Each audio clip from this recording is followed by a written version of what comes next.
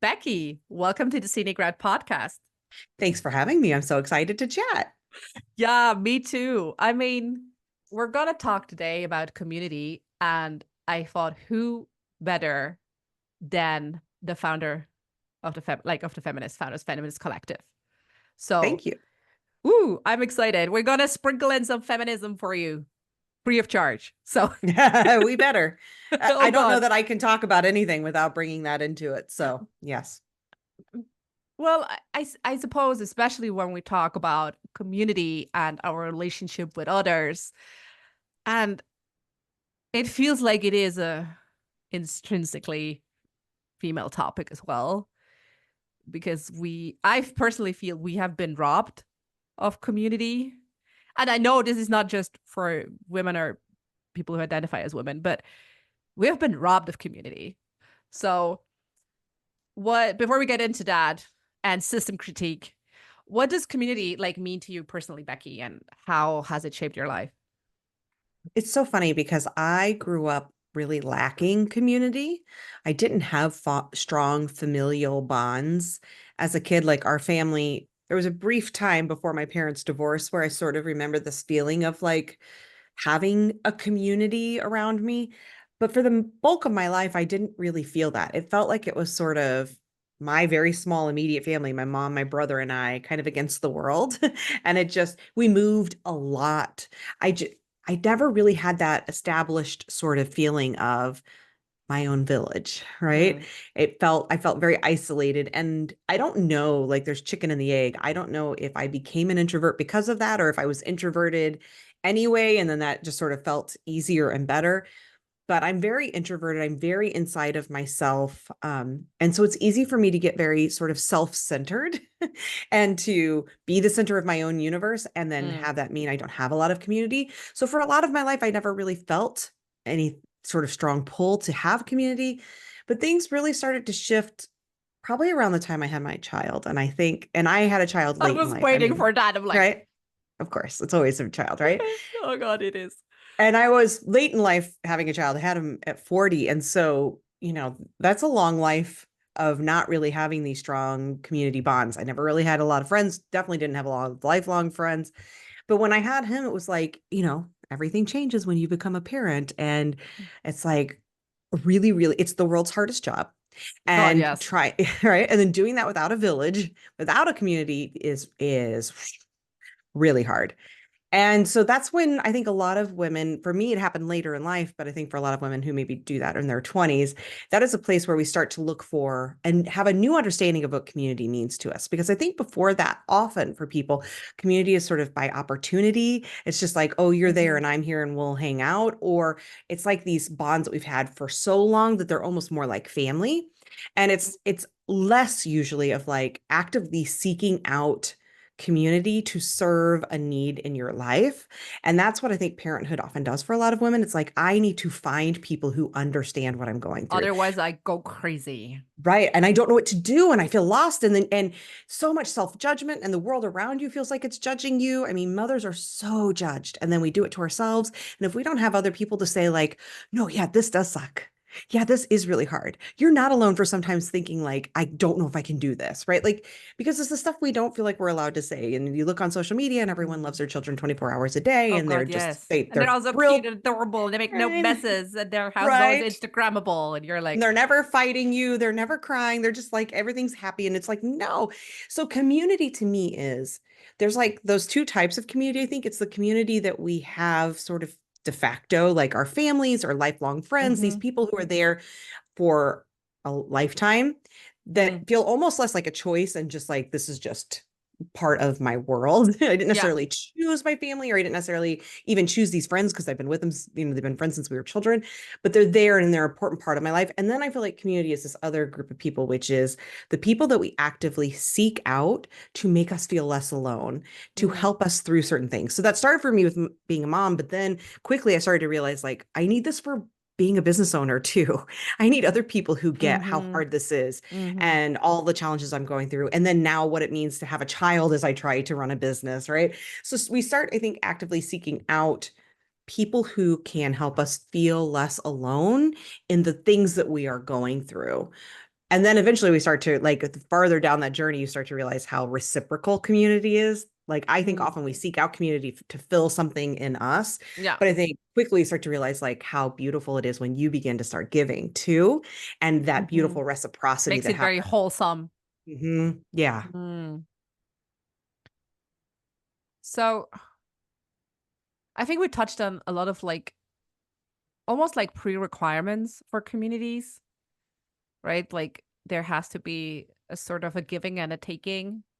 Otherwise, yeah, you're just exploiting people. exactly. Well, and Plain there and we could get into simple, feminism. We right? can get into feminism about extraction, Yes. right? Like we're Exactly. like 5 minutes in, we've made Yeah. it. You've done it already because it's exactly right. If there's not reciprocity, and I think too often people get into community, and I get it, like the instinct is, how is this going to help me? How Of can I get course, something we're that's going to help human. me? Yes, Hey, and that's okay. that's okay. Yes, Yeah, exactly. it's Like normal. But eventually, and hopefully not too long, we start to understand it's not actually community if it's a one-way street, right? That's mm, not what community is. That's just a world revolving around me. That's very self-centered. It's very individualistic. And it's also not surprising because it's very capitalistic. And all of us that grow up in capitalism, we learn to extract. We yeah, are very much like taught to find out what's in it for you. What can you get out of this? What are they going to give you? How can you get the most from this? We start to yeah. learn to take, take, take.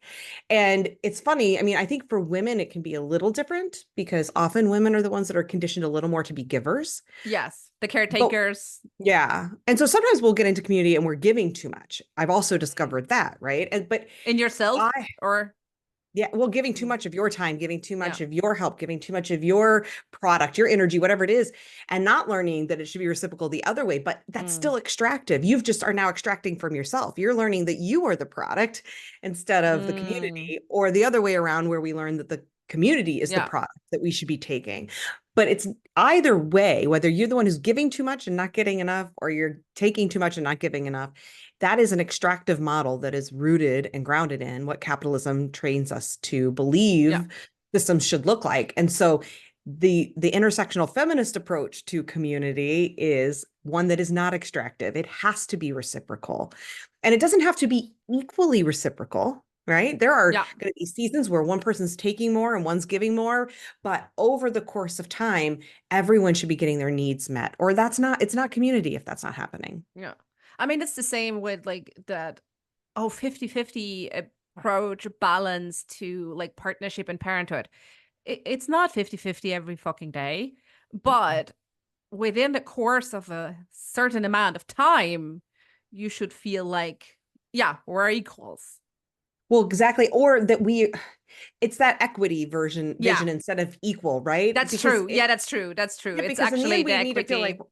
right, that we're all having our needs met. It Yeah, may be that in my family, I never mow the lawn. My husband mows the lawn 100% of the times. Equality would look like I mow it 50% of the time and he mows it yeah, 50% of the time. that's very true. He mows 100% of the time. But also there are many things I do 100% of the time that he does 0% of the time. And when you look at it, then it's like, oh, now we're getting to that place of equity. We're looking at each other's strengths. We're looking at what each of us needs. And we're saying, how do we meet those things for each other or with each Mm. other? And that to me is like that idea of community. And again, like you said, it's not this idea of 50-50 and No. perfect equality and balance. All of that stuff is such crap because it's just not realistic. To me, it's really grounded in that white supremacist idea of the one right way or the Oh, black and white this interesting. and Yeah, that sort of yeah, thinking. Like everything has to be, it's that perfectionism that we are conditioned into in yeah. white supremacy. And things don't have to be perfect. It doesn't have to be perfectly exact. If we're sitting there cutting up the pieces of pie and looking to say, did I get the exact same amount as you got? That doesn't factor in like how much pie have you already eaten that Yeah, I mean, day? then we're back to equality, right? Like, Exactly. okay, That's that everyone equality versus benefits equity. from the same supports, but we're actually looking at, okay, what support do you need? And that looks different for everyone.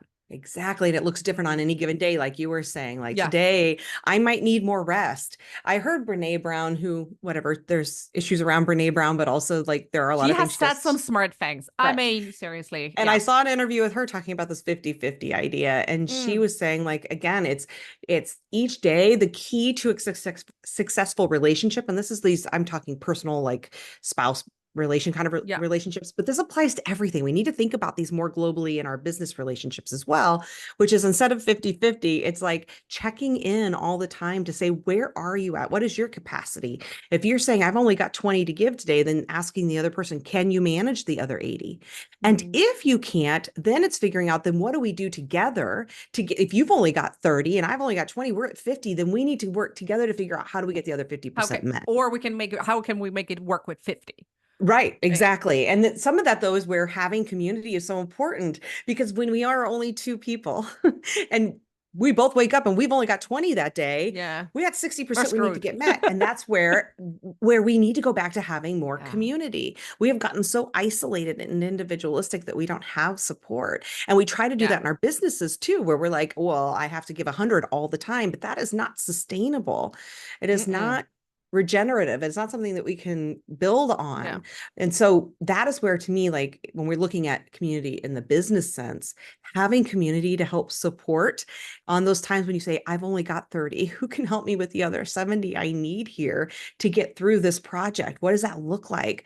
And sometimes that means I have 110 I can give today. Who's needing a little extra? I've got extra Yeah. I can give. So Mm. That's beautiful. And so going back, I want to go back to this later, I think. Like circling back, so we said, okay, we have one of the requirements for true community as we understand it is equity. Everyone should get the support they need. Um, and we said it before, a sense of trust and openness to share how you're really doing, right? We especially I remember when I was struggling with postpartum depression, I was desperate for someone telling me, yes, I also wanted to like throw my kid out the window. I'm like, woohoo, exactly. yes. These are not things that we talk about. We have to. That's Mhm. vulnerability. And Yes. it is, I mean, even in that's another thing where it's kind of like chicken and egg to some degree, where how Mm. do you get to the place of feeling vulnerable, feeling the safety and the trust to be vulnerable? Yeah. And sometimes the thing that builds that safety and trust is being vulnerable, right? Very And so often. Yes. sometimes It's you have to be willing weeping. to step off the edge and say, I don't know that I fully feel this safety in this space yet, but I'm gonna get vulnerable. And we also have to fully recognize all sorts of issues around privilege and oppression to say there's a difference too on that stepping off the edge. For some of us, that edge is much smaller than Yeah. for others based on our privilege. And so I do think it's incumbent upon those with the most privilege in any community to be willing to take the greater risks Yeah. because those risks what feel like greater risks are actually still smaller risks for us than they would be for somebody who holds more marginalized identities. And so I think it's really important. Absolutely. So we're really getting into the feminist stuff now that I just Oh, can't talk hey, about. hell yeah. Hell yeah. Right. I mean, like, we're smack in like system critique, and this is where I'm going next as well, right? Like, you said it beautifully. Okay, we want equity. We like today I have more to give and I'm happy to give more, and tomorrow, like, maybe you have more to give. But although we're so connected these days, as we've never been before, we're so hyper individualized, where often we do not even find the communities where we could have, say, like, I have like where I was like energy spillover could go into. So it just goes, I mean, we'll always find something to do. We're conditioned as women, we'll always find something to fix. But right, like, how do we go about finding community? It can be hard. It's so hard. And I wish I had a great answer because ultimately I usually end up having to create the communities I want to see exist in the world because I struggle to find them. Yeah. And so if you're the same kind of person and like the same kind of community, the way I'm talking about community, reach out because I do have communities that I can welcome people into because I've had to create them. I mean, Mm. I think what I have found for myself is the more that I purposely, intentionally cultivate my own network. And I don't mean that in the gross transactional, extractive sense of like Yeah. my network I'm of people going who to an can I Ivy sell League to. because, and then get old friends with all the thing, Right. like the people there because their parents are someone. Right. Who can I hop on the phone with and hopefully they'll buy my shit, right? No, I'm saying the more that I get myself into spaces or call in purposely try to find and meet people who are super values aligned, which by the way means a lot of times I'm meeting people who aren't. So there's a lot of like, you got to go through 12 calls to find the 3 that are actually truly values aligned.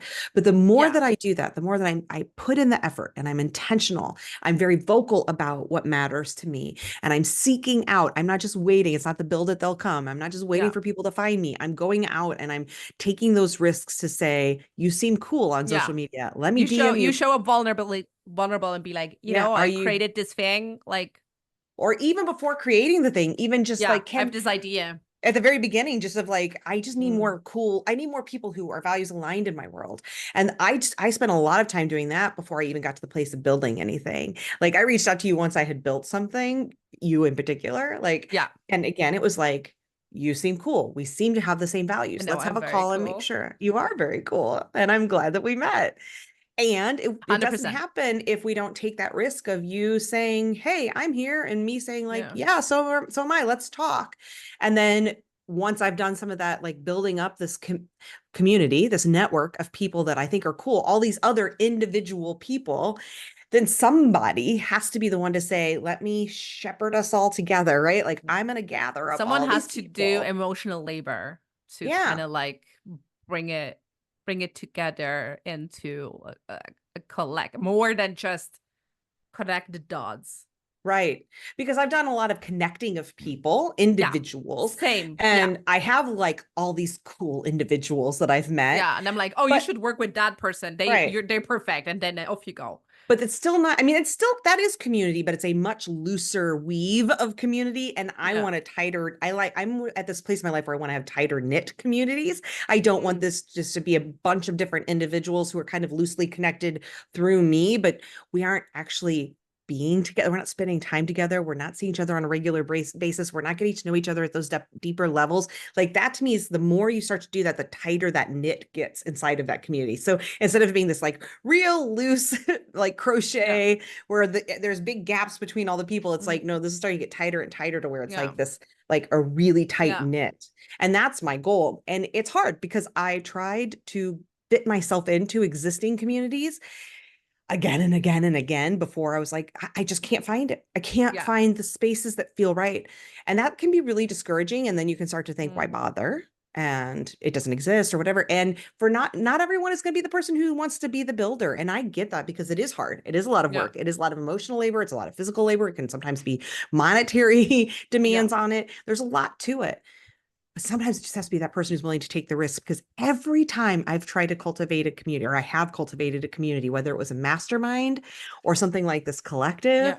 or a membership that I charge for, every time when I put out the call and say, I'm doing this thing, here's the kind of people I want in it. This is what it's going to do. I've had people say, yes, me, please. I've been wanting that and I couldn't find it because most people aren't willing to do the work to put it together. I don't even want to say aren't willing. That sounded judgmental. Most people don't have the capacity to do the building Yeah. of it. And so if you can and will, if you are the one who's willing to take that risk to take on the labor, I promise you almost Yeah. always you're going to find people who are eager to join because Yeah. they can't find it either. And we're all Oh just sort of God, sitting yes. there waiting in our own little silos, like saying, I hope someone finds Hello, me. hello. Is anyone else out there? Right? We're all You're waiting sending for it. Morse codes and be like, Right? But it's just too far away. Nobody's hearing that yeah. message because we're just sort of shouting into Yeah. the abyss. And so you have to be that person willing to, Mm. reach out and ask. I wish there was a better answer of how to find the No. communities, but I haven't been able Yeah. to. I don't have a better answer. Yeah. I can tell Uh, you how to find communities that aren't a good fit. oh I yeah. What don't are the red have. flags? Well, No. for me, I Yeah. mean, it depends on what I think everyone What has you're their looking own for is yeah. personal red flags, right? But But I I do. mean, we're Mhm. if you're still listening to this Yeah. podcast, it's a fat chance that we have the same red flags when it comes to Right. communities. Values. Well, for me, a big one is if I walk into the room and everyone looks like me, that is always a red flag for me. And Yeah. also I want to fully acknowledge, like as a white person with a lot of privilege, I also know how challenging it is to create communities that actually are safe for people of the global majority. Yeah. or for people who are LGBTQ, and Yeah. I'm in the LGBTQ family. I'm not of the global majority, but I just know how challenging it can be if you Yeah. don't share those identities. It's hard to create and lead and be able to maintain You spaces have that to are truly risk, safe. you have to be willing to fuck it up because you will at Exactly. some point. And those folks have to be willing to risk some harm to themselves, right? Yes. Because when I create those spaces, I We're will stupid cause white harm. people and we will fuck it Yeah. up. And even smart white people, not to be defensive, but just to say that it's not just stupid white people, No, no. I even mean, those of God, us I who mean, are, I'm including me into sometimes into the stupid white yeah, people because they're like yeah, instances where I'm like, oh, I've never actually thought of that. How right. privileged of me.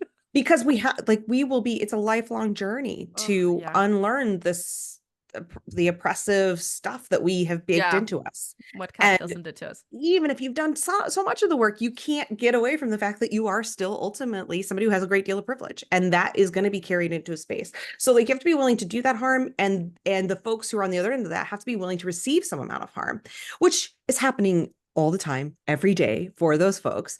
And they have to choose which spaces feel like they will be minimizing that harm, Yeah. what the benefit is it worth that? Like and I think it's important for those of us with privilege to be aware of this, that folks don't have who have less privilege, who Yeah. have The more mental load is oppression, insane.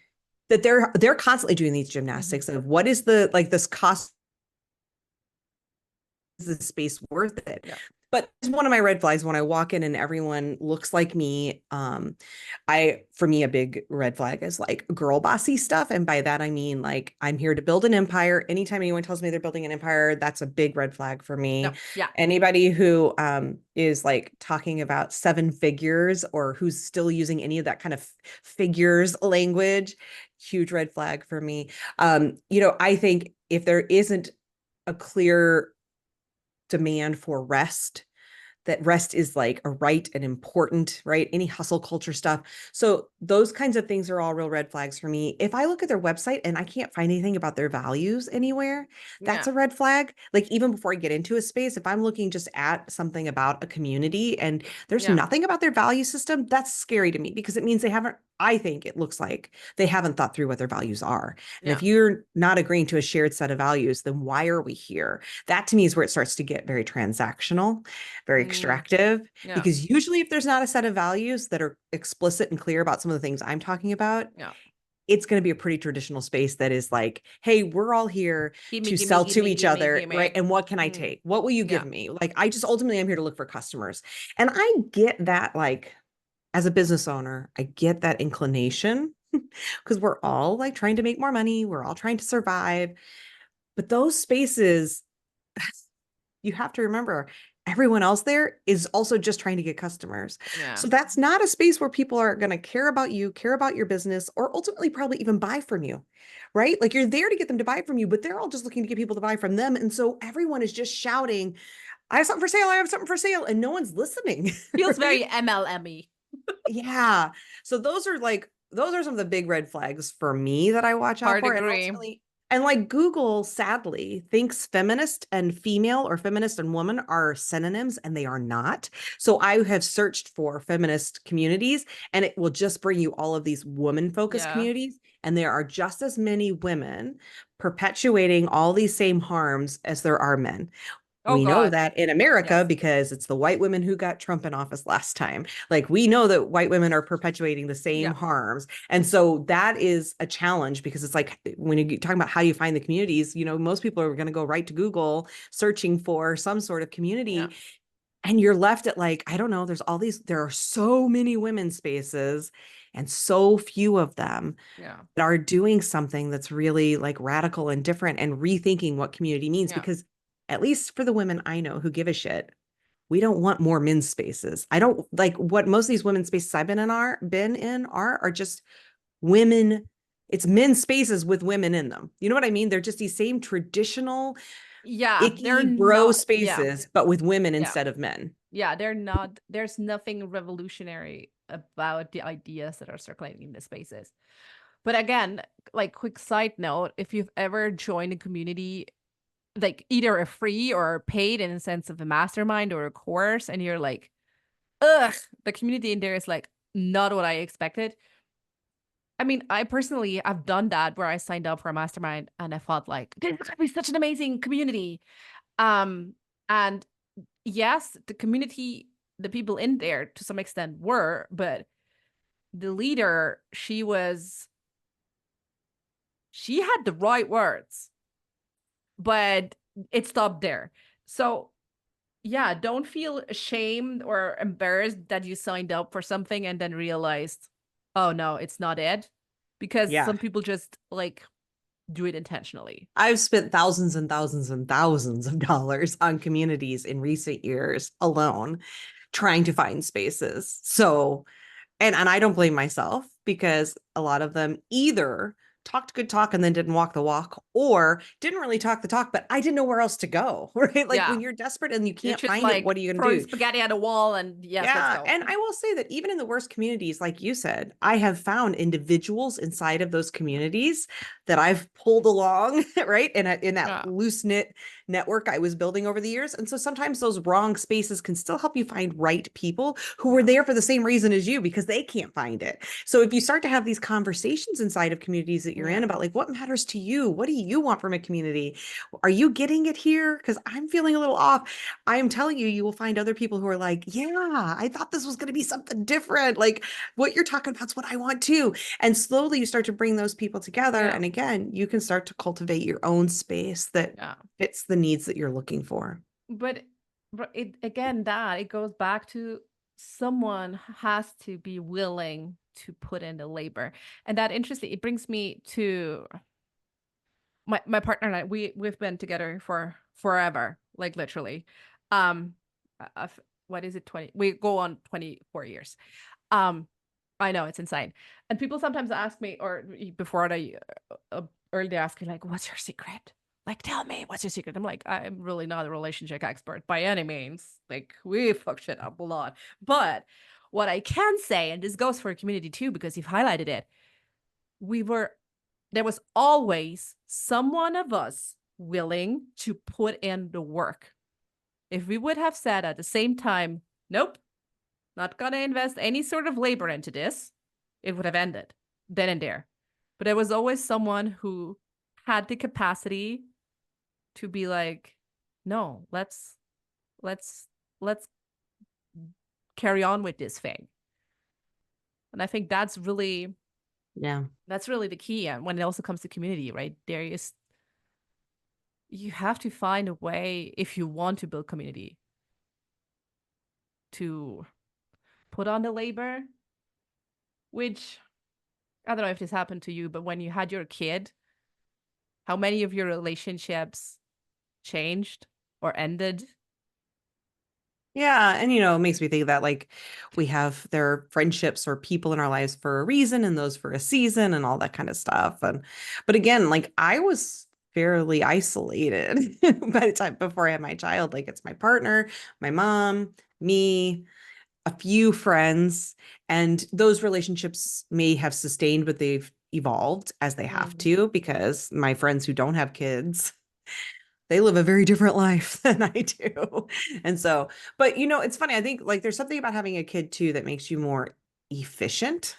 You start to learn how to be much more efficient with your time and get more mm, shit done because yeah. like you start learning when they're little, like I have this much time before that kid's going to wake up again. I got to get this and this Mm, and this and this done, right? So you learn how to be mm, much more efficient. You also learn as a business owner, like I have to work during these hours. Like there's no more, I'll just get to it when I want to. Like you don't have that kind of freedom. mm. So I think you start to learn how to be much more efficient. I'm not saying that only moms can create Oh communities, but I no, there do can be think, loads of instances right, where that, I mean, for sure. me, it surely was Well, and I don't mean, motherhood. I think people who don't have kids can create communities, but I will say, I do think that parents, especially the primary caregiver parent, which is often mom, are uniquely primed to be really great at building community because of that labor piece, because we know how to be so efficient in getting shit done to get a community going. At least that was my experience, that I was able to like, in the past, I think it would have taken me much longer to build communities because I would have wanted everything to be perfect. I would have like spent I would have been like, I'll get to that piece when I want and that piece when I want. Like now it's like, no, I just need to do the bare minimum to make it work and get it out. And I have to do it during this amount of time. So it's gonna get done. And so I think that helps with the labor piece. But I will say also there's nothing wrong with. In fact, it's really good to ask for help. And I know it No, can be hard yeah. because if you're building a community, you don't yet have the community to lean on for help. But that loose knit group of people that you've been starting to cultivate over time, that now you're trying to tighten the knit Mm. amongst us, like start to ask them for support too. You don't have to do everything alone. Like, I think that is, we're so programmed to be so individualistic that even when we start to go about building a community, which is supposed to be the antidote to that, we still go into it very individualistic and thinking I have to do it Yeah, all. this is yeah. And we need to ask for support and ask for Meta help. capitalism.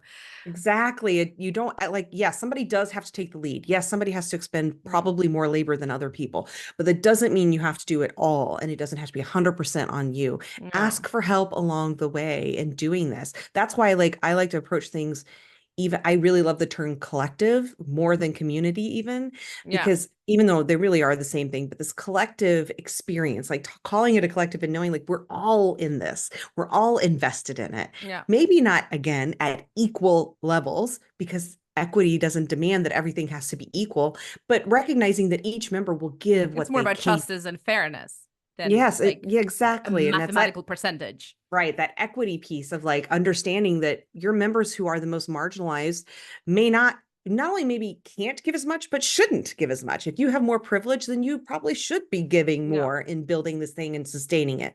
But expecting everyone to show up, to do something, to help how they Mm. can is important. And I think we have to learn to be able to ask for that.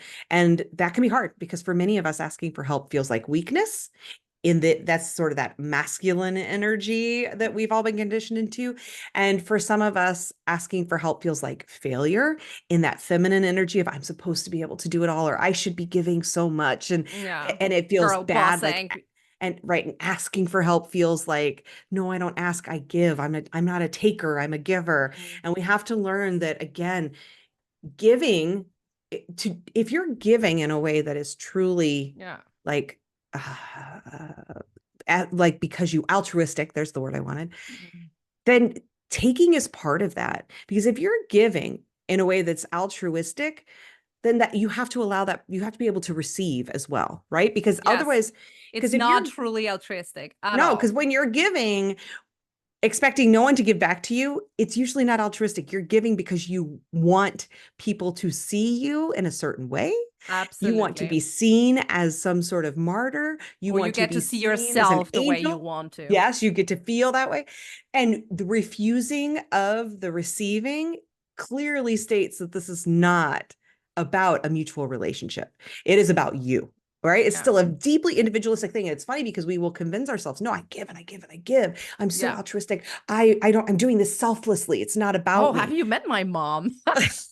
she, do we have the same mom?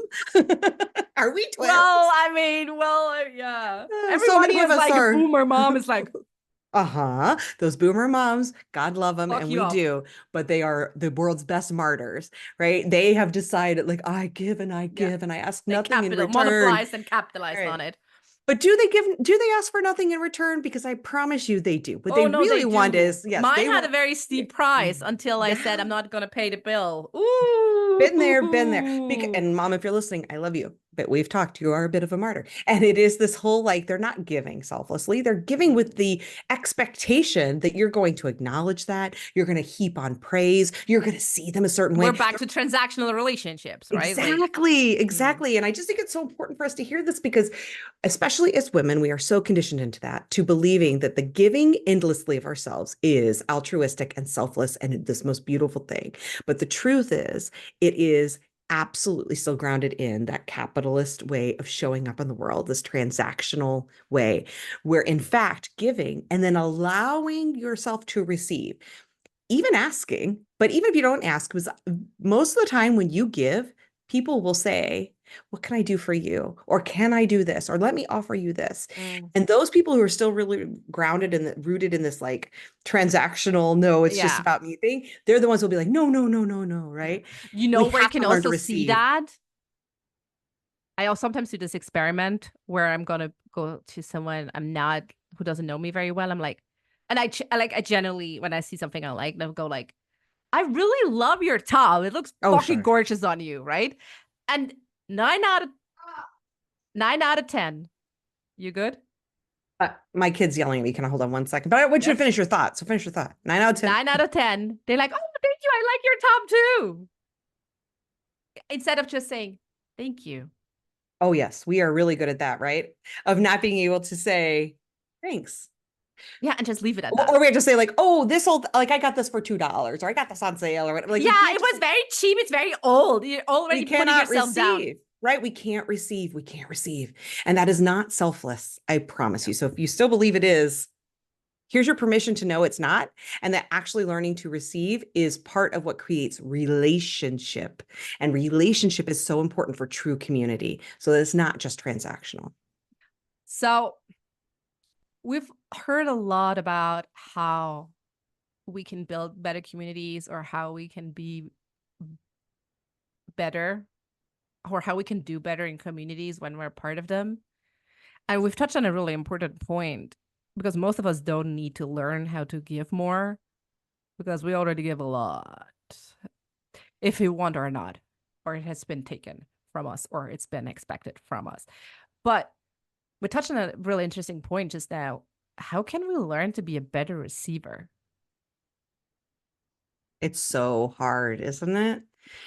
But first, I feel like with any personal development sort of change that we're doing, step one is always awareness, because Mm, I think so many people convince themselves that they're not just giving, or that giving is just so, again, going back to this idea that it's just altruistic or selfless. I think the important thing is to start to bring awareness to how much you're giving versus how much you're receiving. And you can do that by like literally tracking it day in and day out. Like make 2 columns on a piece of paper, gave, received, right? And all day long, notice, where are you giving? It little ways, big ways, right? Like I just had to go help my kid with something. That was a give. Now what have I received today? Right? If I received somebody opening the door for me, that's still receiving, right? I mhm, allowed someone to do that for me. So think about the ways that you have received. I asked for a second for you to give me a second to go help with my kid, right? That was mm. receiving. I allowed myself to receive that Yeah, from you did. you. You asked and you let yourself receive, Right. right? So tracking some of that, because I think we aren't even aware of the gross imbalance in that for ourselves. And again, it's not like it has to Mm. be even, but we aren't even aware of how much, many of us aren't aware of how much we're giving and how little we are asking and receiving. And I mean, And yeah, so, sorry, I should say, I think that's the no, no, first piece no, is the awareness piece. And 100%. then because we can't change what we can't see. And Yeah. then I think the second piece is to also pay some attention to, bring some awareness to the gives themselves and ask yourself, what is the unspoken expectation that I have in this moment? Is there one? And get real honest with yourself, which that's challenging. But if we Oh, can yeah. begin to do that, we can start to realize, oh, maybe all this giving I've been doing that made me feel so altruistic, so selfless, so wonderful isn't as selfless as I thought it was. And that doesn't have to be bad, but it's noticing it so that you can Oh begin God, to we don't want to say, label good and bad. Like, right. mm, But it's just watching, because it will help you begin again to see some of that yeah. imbalance in your life of how much you felt like you were being selfless and how actually maybe you haven't been. And that what does it look like? Because it's actually much harder and actually more selfless, meaning having to strip down the ego to say, can you help me? That actually Hmm. is far more selfless. Yeah. And people don't see it that way, but it's Yep. true. And it's because it requires far more vulnerability. It requires far more releasing of the ego of who you believe yourself to be, to say, I need help, or to say, Yeah. thank you for this. I will allow you to give me whatever this thing is. I Yeah. will Thank allow you you for to make. helping me out, or thank you Yes, for. I Mm, will receive this thing. So I think those are the biggest things to me, is that awareness piece, because we can't change mm, what we can't see. And once we start to absolutely. see how imbalanced things are, and then also how maybe off our belief of self and our belief of our giving is, Mm. when we start to see it, we can't unsee it. And then we begin to say, this isn't actually how I want to show up. This isn't actually aligned with my values. And that allows you to then begin to start saying, okay, what changes do I need to make here? And dip your toes in the waters. Just the little things like you mentioned. The next time someone pays you a compliment, say thank you. Just receive the compliment. Mm-hmm. No caveats, no like downplaying, no receipt, no returning either. Mm-hmm. Can you just receive without an expectation of having to then give? So learning how, like in the small moments, can I start to do that and see what it feels like? Because I think sitting with what are the feelings that come up, because it will be uncomfortable. If Yeah. you're not somebody who's been a receiver, it will be uncomfortable. Oh, And hell starting to yeah. sit with it, sitting with why is this so uncomfortable? What is this bringing up for me? It could be some of the stuff we learned from mom. It could be some other relationship, but then that becomes really good stuff Mm. to do some journaling around, reflecting on to start Yeah. making those bigger changes. 100%. And I only have two things to add. One, it's kind of like a disclaimer. We've talked a lot about, and I truly believe that most of us have an issue with doing too much. But again, it's only ever a problem if you think it is a problem. If you think it's the balance is off and you think that's a problem, then you go do something. Please do not listen to us if we say you have a problem. I never say that. Neither would Becky, but just disclaimer. And the other thing is I always listen closely to how people talk and the language they use. And especially when it comes to like needing something, right? It's I for example, with my kid, I'm never asking him, do you need help? I always ask him, would you like me to help you? Because I feel that's such a shift. Because yes, sometimes you can do shit on your own. That doesn't mean you have to. So, no need, but maybe a slight desire or wish or whatever to get support. Well, it's funny because that brings up another thing that I think is really important Mm, for a community to be feminist, and that's consent.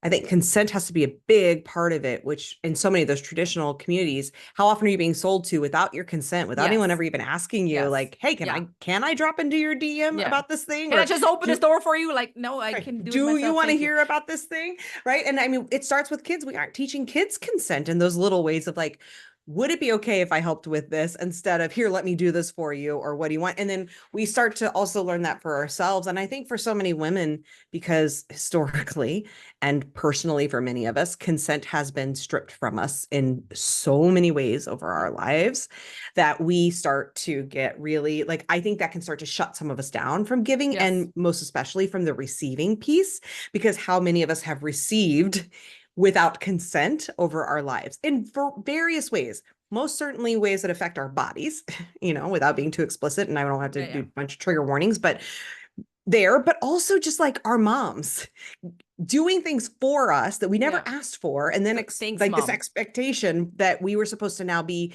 in debt to And them in some grateful. way. Oh, Right. yes. And Right. grateful. Mm. Right. And we're not grateful. And so that can also, like, I just think it's important to honor that in that Mm. without consent, it doesn't feel good. And so for a lot of us, learning how to receive is also learning, like having to learn about consent, Mm. about That's learning such a to, good point. yeah, and that's challenging. And so again, as you begin to do some of these things and allow yourself to receive, start to notice that too, because some of what might not feel good about receiving is that it's not always consensual. It has not been, it's Mm-hmm. been given, thrust upon you. And then it starts to feel like there's this expectation, Here, shove it down your face. right? Or even if it isn't, some of these old beliefs about the expectations that are attached to things. We start to think, oh, if I allow someone to do something for me, there's going to be this expectation attached to it Mm. because that has happened to us so many times. And we have to start to learn to heal some of those old wounds so that we can start to receive and understand that giving does not have to come with like you mentioned earlier, the like price tag, that you don't have to pay that price tag, but that can be Mm. hard. And also, by the way, sometimes we believe that because we have been so conditioned into it that we are doing it. We are giving with an unstated expectation, with a price tag attached to it Oh, that the God, other person yes. doesn't even know I about. catch myself every now and then. I'm Yep. like, oh, no, no, bitch, what are you doing? Right. Well, like even with our kids, I'm doing this thing with the expectation, the hope that he's going to come back and like tell me he loves me or give me a hug or whatever. Right. Shuts And up. because again, not altruistic, but we feel like, oh, but I'm such a giver. But then it's like, how many other times that we're giving? Maybe that's that thing to also notice in your journaling, which is like when you're giving, how many times is it coming with an unstated price tag that the other person doesn't even Oh, know yeah, that you're the invisible charging? price tag. Right? Oh, Because if yeah. we're doing it, we're obviously going to believe people are doing it to us. So the more we can learn to start giving without the price tag, then we can start to believe that others might give without a price tag. Oh, that's such a great thought to ponder upon and a journal if that's your jam, for sure. Oh, I feel like I also have to journal. I'm not a journal. I speak voice messages and then never listen to them. But once I sent them, recorded them, and released them to the universe, I'm good. Um, so I'm extending, Becky. Would you like to share where people can find your amazing community? If they're still listening, fat chance you want to be in it. Where can people Well, find you? yeah, you can find me at BeckyMollenkamp.com. So I know it's an unusual spelling, but the good news is if you just try to search Becky Mollenkamp in Google, however you spell it, you'll probably find me. Google's kind of figured out all the misspellings too. So that's Good great. But Google. I'm sure you'll link to it. And I have just launched a new community called Sweet Success Society. Oh, see, I need to rethink the name because it's hard for me to even say. Sweet Sweet Success Success Society. Society. I know. It's a Ooh. challenge. It's a I mean, tongue I like twister. the SSS's things, but oof. I love alliteration, but then sometimes when you go to Mm-mm-mm. actually say it, it looks pretty spelled out. But when you say it, you're like, oh, that's tough on the tongue. Sweet Success Society. But it's for business owners who are challenging business norms, people who've been established in business for a few years. So not just those like newbies, and no shame or shade to newbies because I've been there and I love those communities. But I think for many of us who've been in business a little longer, who are The maybe a little more middle-aged business established, women. exactly, whether that's literal or figurative, for my case it's both, but when you're in that space it can be harder to find community because so many of the Mhm. communities have so many of the newbies, and then sometimes you feel like that reciprocity can get a bit lopsided. So Yeah. the goal of this is to find a space for people who are a little more established in their businesses and trying to find community again that have these value systems that are really rooted in a lot of the things we've been talking about here. So you can find that on my website. You can come check it out and I'd love to have you. And then Jennifer and I know each other through a podcast collective that I run called Feminist Podcasters Collective. That is not like a public facing thing, it's by invite. But if you are running a podcast and you're an independent podcaster, you share the kinds of values we've been talking about, you care about equity and social justice, whatever your topic of podcast is, and feel like it might be a good fit for you, you can reach out to me. You can find me on my website again and we can chat because that's a community we're growing and it's all about help. Like to me, it's what true community looks like. It is like, how do we all get together and help each other? Mm. How do we help each of our podcasts grow an audience in, when you're out trying to survive in this world of the big It's corporate rough. machines, right? How do we say, let's band together, let's support each other, let's uplift each other's voices? And I'm super excited about that because it's of all the community things I've done, it feels the most like true collective. Because like my Sweet Success Society is still me as like a coach led kind of Yeah, space, which I I think those are see. valuable Hmm. too, for sure. Oh, absolutely. Or I wouldn't be doing it. I think it's really important. But this podcasters collective is something very different, and I'm so excited about it because to me, it's like that is really where I'm putting my money where my mouth is on like what does it look like to truly run like true community. Yeah, and yeah, 100% watch for it. It's really an amazing space that you've created and you're creating. Thank you. Well, you're also helping create that we're all creating. We're co-creating. This is Yes. what it's about. Yes. Thank you so much for being on the scenic route with me, Becky. It was a Thank blast. you for having me. This was fun. I love it.